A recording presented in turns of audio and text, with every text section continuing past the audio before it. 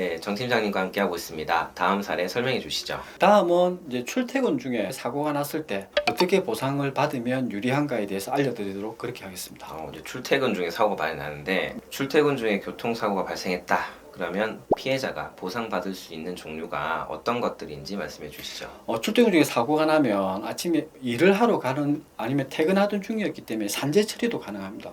물론 자동차 보험 처리도 가능하고요. 그래서 두 가지가 가능하다고 말씀드릴 수 있습니다. 그런데 교통사고니까 상대방 자동차 보험회사에다가 청구해서 다 받으면 되는 거 아닌가요? 자동차 보험 처리는 가능한데 산재보험을 먼저 처리하는 게 좀 더 유리할 수가 있습니다. 왜 그런가 하면 교통사고다 보니 가실이 발생하지 않습니까? 가실이 물론 없는 사고도 있지만 산재는 가실 적용을 하지 않습니다. 그래서 이제 산재는 100% 다 보상을 하기 때문에 가실이 많은 사고는 산재 처리가 유리하고요. 그 다음에 이제 많이 다쳐서 산재에 이제 연금을 받을 수 있는 경우 1급부터 한 5급 정도 사이에 해당이 된다고 하면 연금을 받는 게 훨씬 더 유리하거든요. 그러면 먼저 산재 처리를 하시고 나머지 추가로 이제 자보 처리로 넘어가시는 게 낫죠. 그럼 산재 처리를 받은 이후에는 어떻게 처리하면 되나요? 네, 산재 처리를 받고 나면 이제 다음에 이제 산재 처리 받은 지급 내역서를 가지고 자동차 보험에 이제 청구를 하시게 됩니다. 그러면 이게 산재 처리를 받았는데 자동차 보험으로 해서 이중 처리가 가능한가요?라고 이제 물어보시는 분들이 계시는데 물론 이중 보상은 안 됩니다.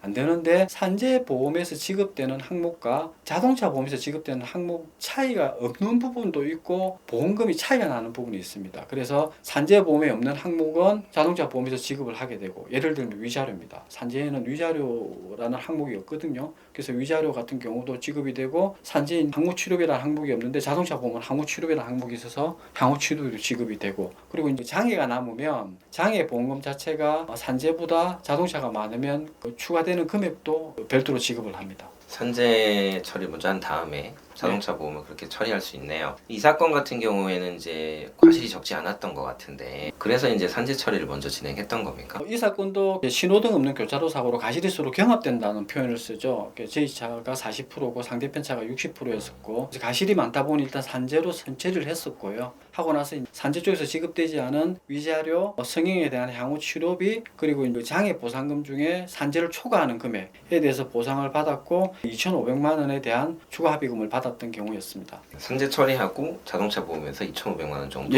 추가로 받으셨네요. 네, 여러분 출퇴근 중 교통사고가 오늘처럼 단순히 민사적으로 끝나면 또 간단할 수도 있습니다. 그런데 요즘 이제 출퇴근 중에 신호 위반한다든지 이런 부분 때문에 형사 합의를 해야 되는 경우도 있거든요. 이 형사 문제까지 끼게 되면 여러분들이 각 당사자들이랑 작성하는 합의서의 문구 하나 때문에 수백만 원에서 혹은 수천만 원까지 못 받게 되는 경우가 있습니다. 그래서 이런 경우는 꼭 전문가하고 상의하셔서 진행하는 것을 추천드립니다. 네, 이번 사례는 여기까지 하도록 하고 저희 다음 사례에 다시 찾아오도록 하겠습니다.